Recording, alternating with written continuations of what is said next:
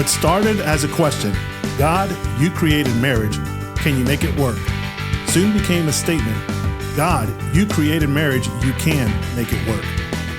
Thank you for joining us on the Christian Family Life podcast, where we get into the good, the bad, and the ugly in our marriage relationships and mine God's word to see what it has to say about it. We want to welcome you to another episode of Christian Family Life. I've lost track of how many we've done.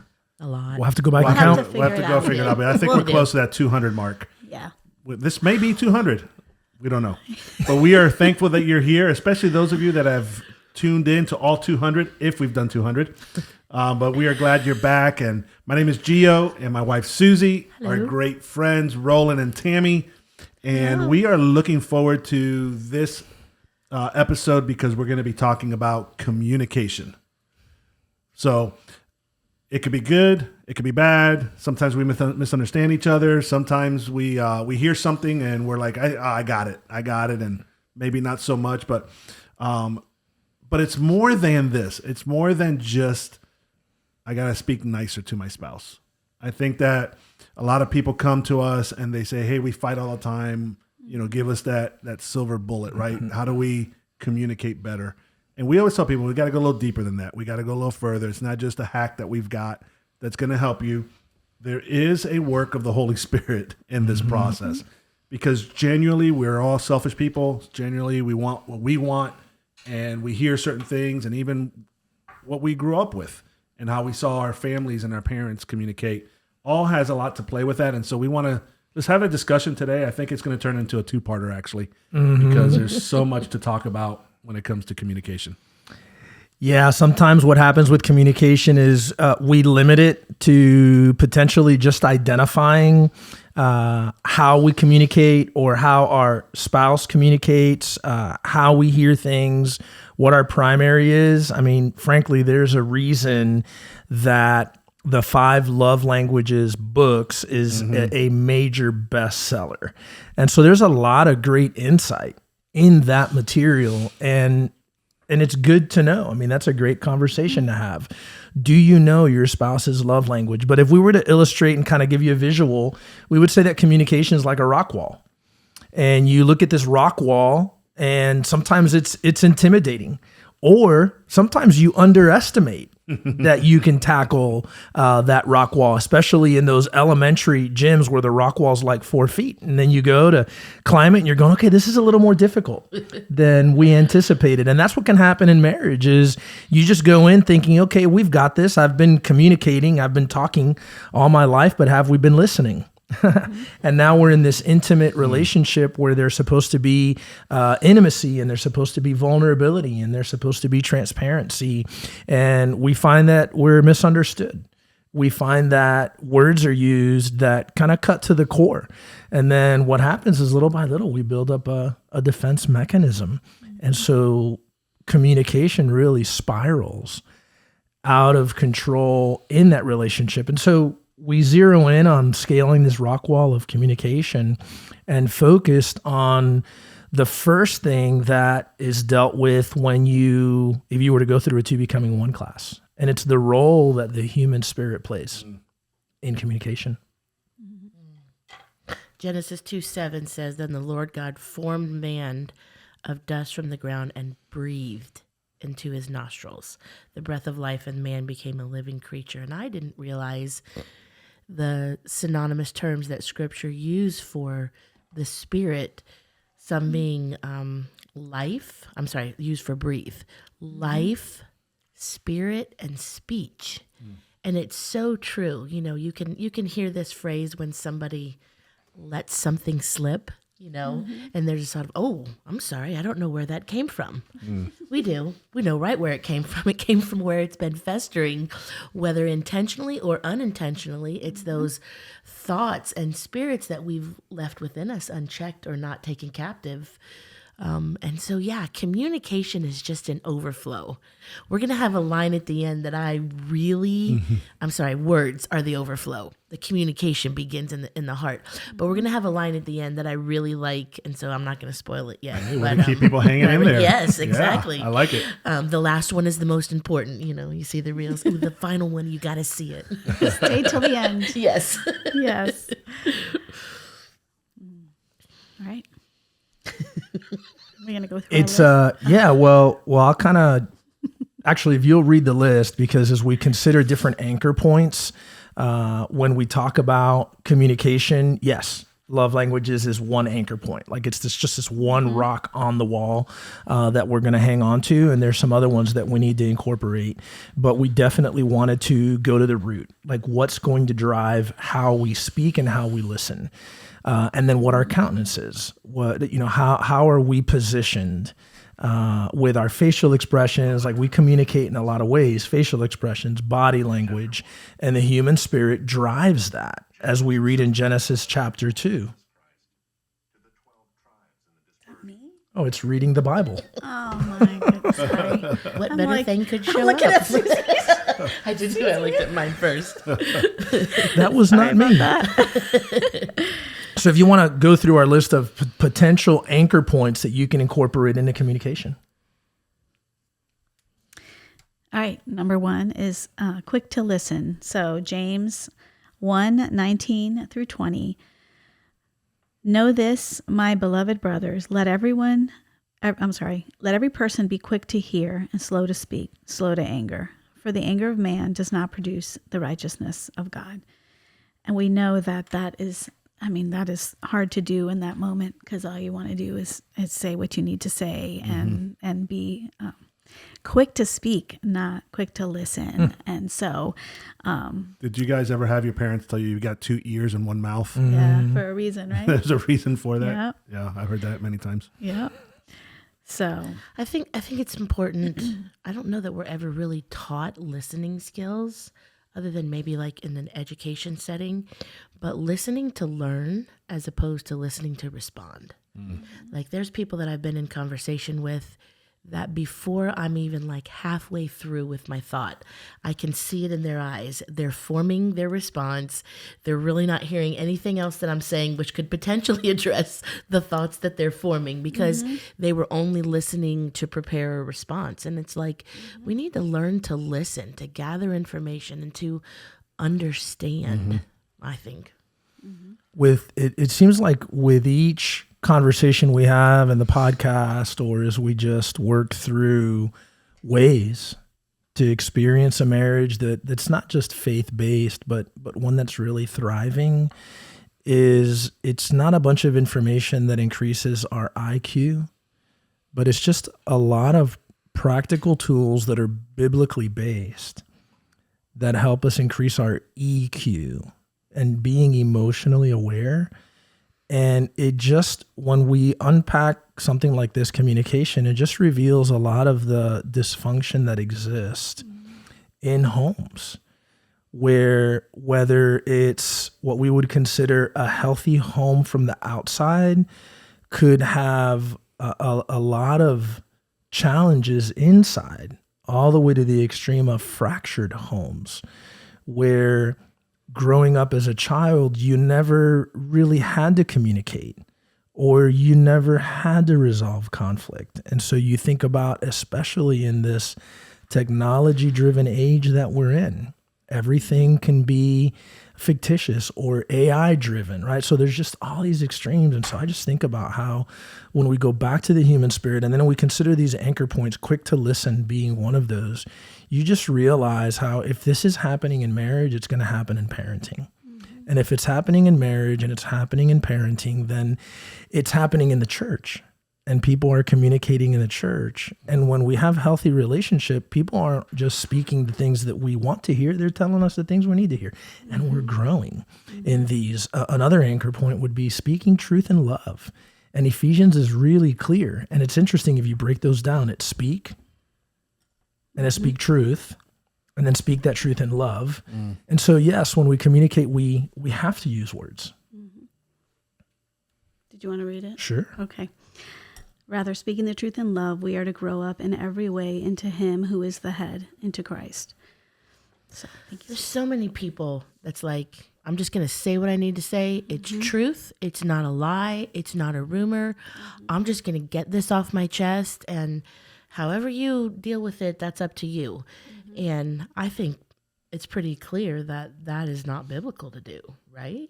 Like it's in love. And when you truly care about the person to whom you're speaking, whether it is a spouse, a child, or a friend, when you truly care about that person, you're going to be concerned with how it lands.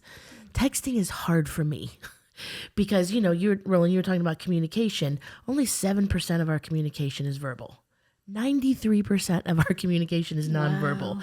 It is posture, tone of voice, facial expressions, all of those things.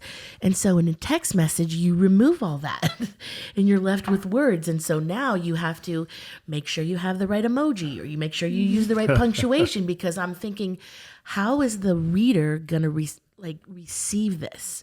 Because this is the intent in which I'm sending. I need to take extra measures to make sure that it I've done all I can do to help it be received that way. So speaking the truth in love is a big deal. Mm-hmm. Like, it might be helpful to put that little emoji of the red face. I'm like, Yeah. wait, are they mad? Yes, if Or I'm not. mad, I want you to know it. Or the one that's rolling their eyes. Rolling the eyes. Yes, I don't like it when you send me that one. I love to go to my most used Yeah. and see just what kind of mood am I in lately, because the emojis that you use are My number one there. emoji is the praying Oh, hands. stop. What's yours, Roll? Mine is the the laugh out loud, the sunglass guy. let's check So they're them. all the Let's positives. check them. I think Susie's emoji, to me, the number one is the one with the red face and then all the Yeah. symbols here. no. I'm kidding. The know black that the is black not true. strip. Yeah. I didn't even know that was in there. Hey, how about this? And we'll probably go quickly through the rest of these anchor points and then jump to positive and negative communication. But I wonder, do you invite someone to speak truth in love? I think we hear truth in love and we think, okay, I gotta tell them what they need to hear. And some people really jump at that. Yeah. But do you invite? Like, are you willing, kind of That's a good going point. back to number one, quick to listen? Yeah. You know, we'll watch a movie, right? And there will be a scene in a movie, and I can't even think of a specific movie, but I know that it happens often in movies where somebody who has not been speaking their mind, decides that there is going to be a scene and can't they're take going to anymore. let them have it. And we're just like eating our Here we go. popcorn, watching it go down. But it's so true. Why is it that you just kind of like you're rooting for the person that just doesn't have a voice in this? So I don't think you repress, the thoughts. I think that, maybe in the moment, and there have been times, and sometimes people do need to hear, like there's obvious things that this person is missing, and it can be in love. I just don't know if it's, is it fleshly? I know the Bible tells us be angry and sin not, but when Jesus went to the temple and he saw what was happening, he was visibly angry, it tells us. But how do you, when it comes to that moment where I have had enough, I have been, you do this, the Cuban culture, I'm up to here with your, anyway. And so I think that like, let's speak to that when there are things that have not been said. And that's the thing. I think that like when we're in relationships with obviously, like Susie was saying, our spouse, our kids and friends, I do think that we have conversations that may have been like we're not saying. I think it's important that, because how many times like let's just say in that scene or in a scene that any of us have maybe experienced, wow, I never knew that you thought that. I wish you would have told me sooner. So I do think that communication, I I think that especially in close relationships, you need to be able to have them. You need to be able to be honest. And there are some times where it's going to make you cry and it's going to make your face get red, like the emoji. Like you're going to, and maybe you might even shake a little bit because, sometimes your voice shakes when you are saying something that needs to be said. So I think that, for us to just be composed always, sometimes it's just not communicating the gravity, is that the right? Of the situation. Of the situation, Good. like let's, even in different cases, there's, cases of abuse, we know that verbal abuse is not okay ever. But when somebody that has not spoken up speaks up and say, I'm not going to let you do this anymore. I just think that there's a place for that. I know that we want to be composed and we want to be, but it's important. It's important that you let especially your loved ones know how you feel. I agree. I think that's part of what we talk about is creating an environment that gives spouses the freedom in their own home to have those conversations. And, for some, there's a lot of work that needs to be done leading up to that because so many bad habits have already been formed. Maybe somebody has been shut down for so long that they do reach their tipping point. So they haven't created that environment and they're not used to it. It's not part of the process. I know for Susie and I, probably early on, it was a lot like that. We were busy, we were doing stuff, and then, just harbored stuff. And then there was those moments where I think that we do a better job today, all these years later, of actually inviting that, even though it's not perfect and we still have our arguments and maybe I only hear part of the sound bite that she's saying and it affects me. But I think in this area, because speaking the truth in love, the next anchor points it talks about the heart behind it. So I think there's a way of speaking truth that's malicious. Like I'm gonna put a dagger in my people, Right. Versus That's true. Versus, man, this is hurtful, and I need to share this because I need them to know how I feel right now, but with a resolution. Like, let's walk towards creating a space where there's health in this. So I think that's the difference. And because I think it's okay to, hey, that wasn't kind or whatever, and then bring it to the table. But I think that there's a lot of work for some couples that needs to be done before you even get there. And that's trusting each other, creating space for each other, and then being honest, like having the honest conversations, which a lot of people don't want to do. A lot of people want to keep it under the rug. Let's start ripping the rug up and start cleaning that out because early on it's going to be ugly, right? Messy. Yeah. There's mold under that rug. There's years of stuff. But once you've cleaned it out, it actually feels good, right? Like when you clean a room up and you're like, man, we haven't done anything in this room for so long. Right. And then it's like, oh, look at it, the before and after. So, that's the challenge in communication is begin the process of creating an environment that allows everybody to have a voice. I think that there's a lot of different personalities now listening to the podcast or watching via video. And I think it's a good opportunity to become self-aware. And if you don't feel like you can provide an honest answer for yourself, ask somebody, ask your spouse. And the question is this: am I someone of too many words or not enough words? Because if you're the one with too many words, then you need to pause and you need to begin to ask questions to draw from your spouse and allow them to talk. If you're the spouse with not enough words, the feelings are there. The thoughts are there. What you want to say is there. But you feel like you fear what may happen if I do communicate. And so working through the rest of these anchor points, we started with being quick to listen.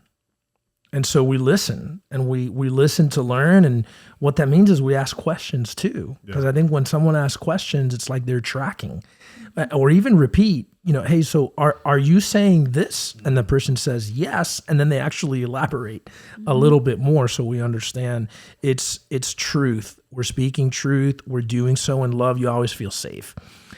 As you're speaking truth in love, you always feel like there can be touch points. When there's friction, you're like, don't touch me, don't come close to me. But truth and love, I can be emotional, but we're not pushing each other away. We're trying to bring each other in. Gracious words is another one. Words that maybe we're saying things that, maybe what the person deserves is this, but our words are gracious. Timing and tone. Big deal. Yeah, and we'll expand a little bit more on that. But words that repair and forgive versus words that tear down. We should be edifying, not tearing each other down. But edifying may mean I say some hard things, and then blessing, speaking supernatural favor. Man, that's powerful. And so what is the human spirit behind communication? If you were to write something down for your spouse, like say you bought them a card and you wrote some really heartfelt things in there and you handed it to them and they read it, that would evoke one emotion. But what if you took that card and when they open it and they look at it, they hand it back to you and you read to them those heartfelt words that you wrote?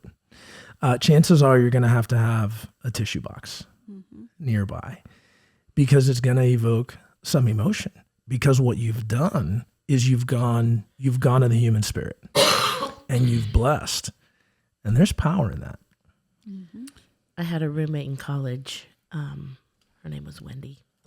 And whenever she would write a card, she would always start on a sheet of paper and write what she was going to write, because she wanted what was given in the card to be exactly what she wanted to say. And so she would write and scribble out and add and take things away and add to things. So by the time it made it into the card, it was so precisely what she wanted to speak. It was a big deal to her how it was going to be received by the recipient. And I remember that. I remember like that's a big deal to her, that element of communication. Yeah, because cards are expensive. They are. You gotta make sure you have your rough They draft. are. We shared this at the conference we did last week, but the biggest lie that we heard as kids growing up was that little phrase, "Sticks and stones will break my bones, but words will never hurt me." Right. It's the opposite. Because, when you break an arm, and I've never broken an arm, but I've had other injuries, you heal. But sometimes the words that were said over us as kids or said to us or whatever it may be are stuff that sometimes here in our adult life we're still navigating. Whether it's our parents, whether it was a teacher, whether it was a coach, whether it was a family, whatever it was, there's things that stick, and those words are like they can cut as a knife, and some people still have some issues with that. And it may be what causes us not to communicate within our marriages or within our family setting and stuff. And those type of things I think are important for you to navigate and to have somebody that's objective, right? Because I think sometimes for us, we kind of go into the deep well of hurt and all that. And we need somebody that can walk in and help us through that. Maybe it is your spouse, but sometimes it needs to be somebody outside of that realm, because you've brought that into your relationship, which has caused some of the hiccups in your communication. And so, because we're going to talk about the human spirit now and how that comes out in us because it's what's been ingrained. But then, man, what the Holy Spirit can do in helping us grow through that to be agents of love and agents of health in the midst of this, and bringing it into our relationships so that we can grow rather than stay stuck in the muck of whatever it was that was said about us. In the book, Search for Significance, and right now I'm not remembering his name, the author, but it was written, I think it was in the 60s. But anyway, he talks about how we will repeat negative phrases over and over in our minds that have been spoken over us. And I'm going to share a quick story. And it's kind of funny but sad, but I'm just because you said that, and it made me think, I was in second grade, and it wasn't very often that I had extra money for lunch after lunch to get a popsicle. Okay. So I had extra money for an orange popsicle that I picked, And it was later, because I was probably a slow eater, and later in our, slotted time for lunch, that I decided to start on my popsicle. Well, I didn't get done with my popsicle. So what did I do? I was first grade. Did I say second grade? I think it was first grade. I feel a little bit better. I was a little younger than I thought. Anyway, I put my popsicle in my lunchbox, closed it up, went to my classroom, and all our lunchboxes were placed on this table. Well, I don't know how much time it took before, that it was, we were getting ready to be dismissed, and everybody had to go get their lunchboxes. And my teacher said, "Whose lunchbox is this?"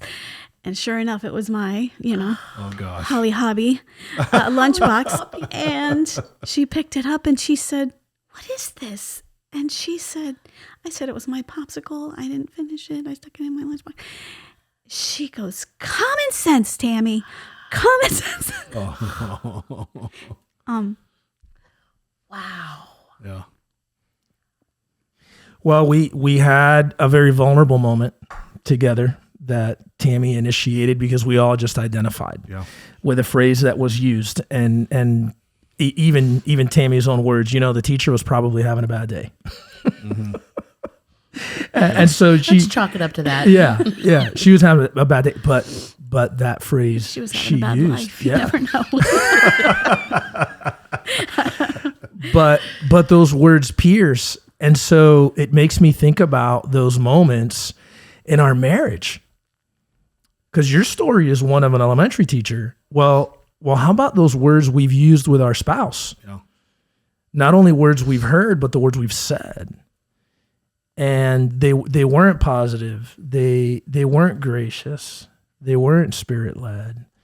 And a lot of it probably had more to do with our own issues than it did with the issues that were just easier to attack in the other person. And so, man, just a lot of layers to communication. We covered some anchor points, but in part 2, we'll cover some positive examples of ways that rather than pierce, cut, wound, hurt, can be a source of healing, and biblical examples of that. And then we'll expand on some of the emotions that drive negative conversations, and then some practical examples with that. So thanks, Tam, for taking us all to those vulnerable moments where those phrases echo. And it's just this sobering reminder of just how powerful our words can be over one another. Yeah. Man. So thank you guys. Thank you, Tammy, for being brave and sharing that. I don't think you knew you were going to go there, but No, thank I you was for just going to laugh through it Yeah. in my mind. Well, and that's the thing. I think And then sometimes. that's just a revelation of how in there it is embedded. Yeah, for But sure. thank you for, we do talk about in this ministry, relationship is important, and within relationship, transparency and vulnerability is important. And for those of you that are watching to know, hey, we are dealing with a lot of the same things that everybody does. Just because we're behind a microphone or that we speak in a conference doesn't mean that we were free of all that kind of stuff. It's us going through it as well with you guys.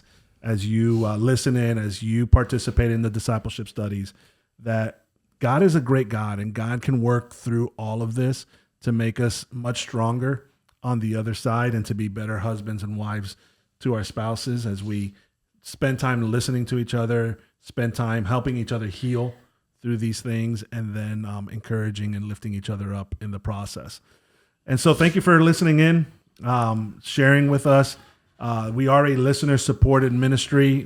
We are basically faith-driven, trusting that God is going to keep us doing this and the other work that we're doing here domestically and around the world. Our website is christianfamilylife.com. Go on there, find out more about who we are. If you want to support, there's a donate button there as well that you can get behind the work on a monthly basis, sending in finances that keep us doing what God has called us to do. Mm-hmm. So thank you, and we'll catch you at the next one. Bye. Thank you for tuning in to the Christian Family Life Podcast. Be sure to subscribe. To learn more about the ministry, visit our website, ChristianFamilyLife.com. There, you can subscribe to our newsletter and find all of our social media links where we offer resources to help strengthen your marriage. Until next time, remember, God created marriage. He can make it work.